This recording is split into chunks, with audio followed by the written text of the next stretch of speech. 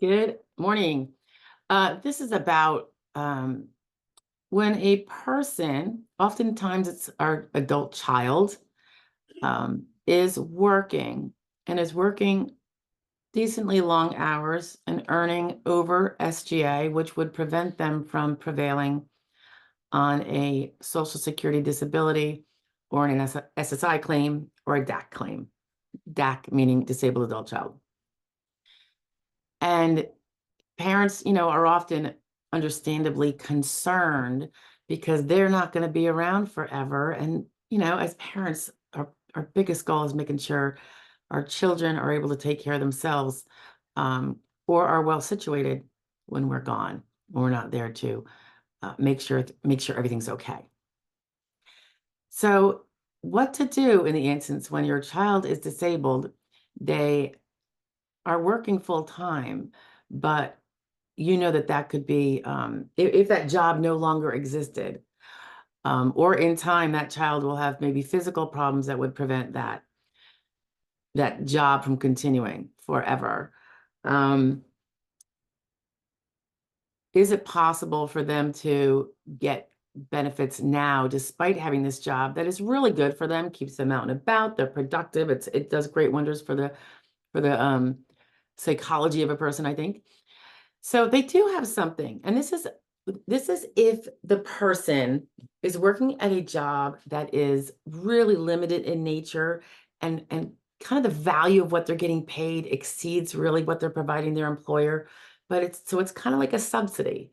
They wouldn't be paying this to a person other than the disabled person, because the work being performed, maybe it's done twice as slow, half as much as getting done, but for whatever reason, oftentimes it's altruistic. Um, Employers, yeah, they sometimes do this. Sometimes it's just part of their policy to make sure they do this for, a certain amount of individuals. Not enough to bring the business under and make it fail, but they can accommodate this kind of thing. So it can be where, sometimes they call it a subsidy. The person might, in reality, what they're doing might normally go for, you know, half of the amount one would be paid minimum wage full time. But they're getting paid full time at minimum wage, which would be, say, over SGA. But really the work and the productivity they're doing is not worth that much in the marketplace. So it's being subsidized.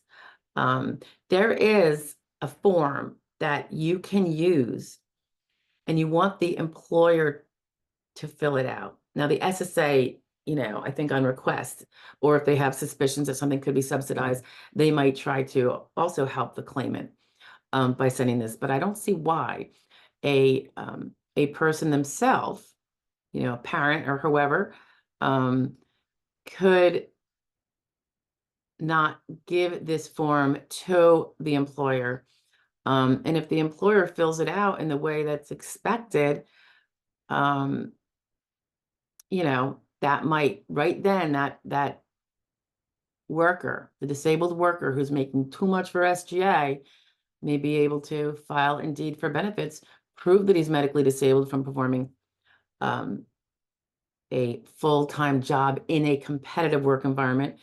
In a sense, this kind of job we're talking about is not one that would be performed in a competitive work environment. He's being excused from that, but still getting the full pay. Alrighty, so what is this form? It is the Work Activity Questionnaire, SSA-3033. And I'm going to link it. So, or here. I don't know. But when you take a look at it, it's for the employer.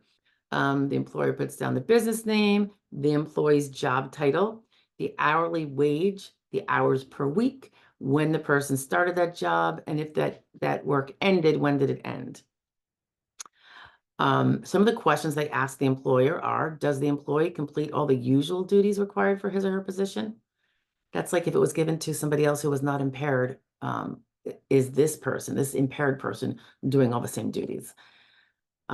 Is the employee able to complete all of the job duties without special assistance?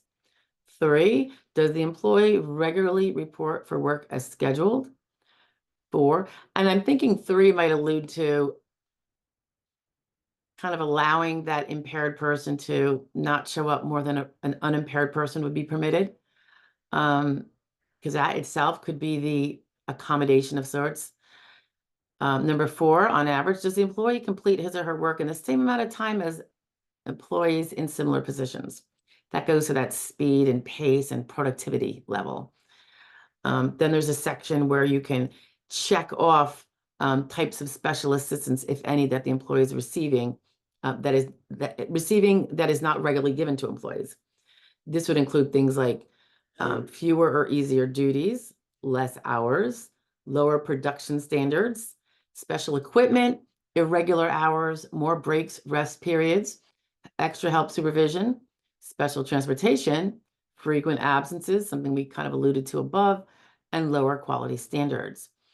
They go on to ask about how the employer would rate the productivity of the employee compared to other employees in similar positions and similar pay rates. And they're asking this in a percentage fashion. So do you think that the impaired employee that you're paying is 50% or less of the other employees' productivity? Then it says, or 60% or 70%, 80, 90, 100%. Obviously, if it's 100% of other employees' productivity, he's not being unproductive.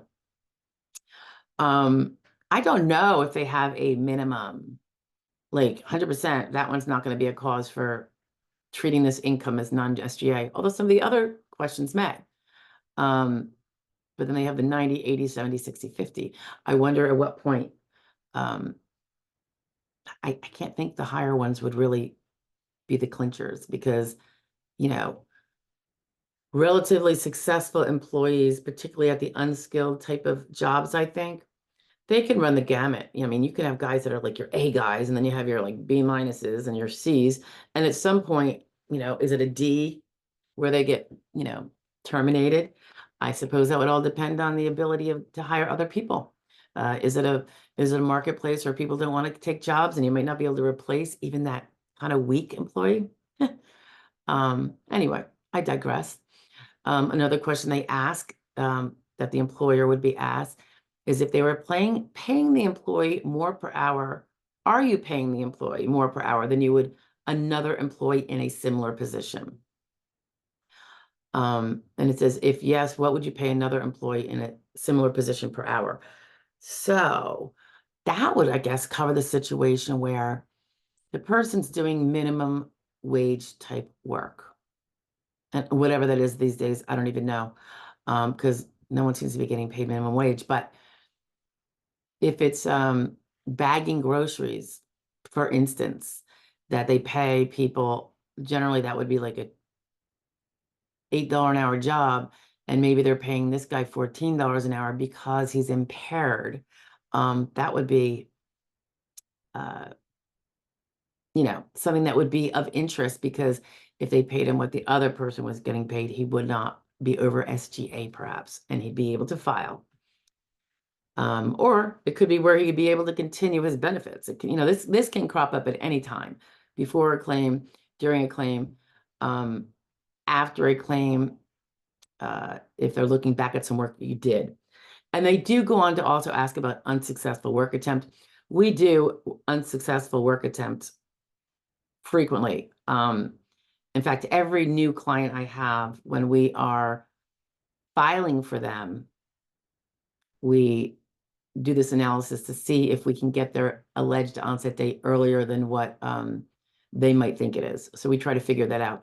It also came up recently. I just took on a client who had already filed and used the wrong alleged onset date.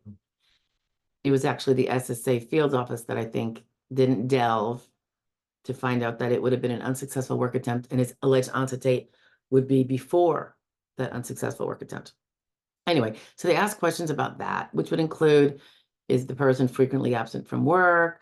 Does the person do the work under special conditions, such as with extra help supervision, fewer, easier duties, frequent rest periods or lower production, or 3, does the employee regularly report to work as scheduled? Normally when we look at unsuccessful work attempt, that's when it was over SGA, but did not last 6 months, specifically because of the impairments and disabilities. But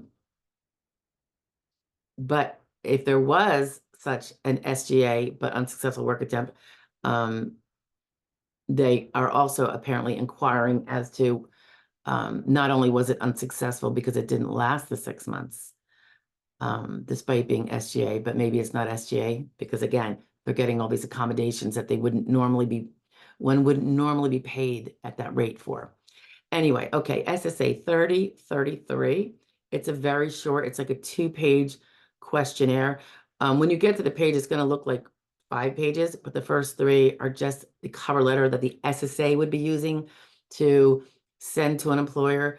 But if I were using it, that wouldn't be the cover letter. It would be from me, myself, and I. Or if it was you sending it to your, your child's employer or your own employer, if you're subsidized, who knows? You wouldn't use the SSA because it's not being sent to them by the SSA and you don't want to pretend it is. Okay. All righty. SSA 3033.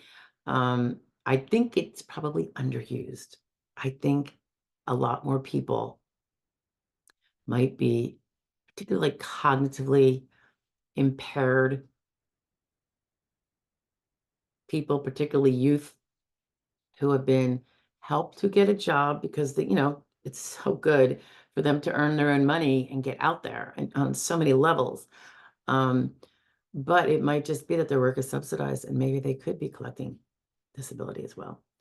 And also that could be a big impact if you're trying to prove DAC and they were working and now DAC is forever off the table because they worked over SGA. So now they can't file a DAC claim because that intervening work might impede them. But if you can prove that intervening work, despite being above SGA, ostensibly was really subsidized, bingo, you might be able to get DAC. And that could be a huge, huge thing for them going forward. Okay, that's it. I'm out of here. Bye, guys.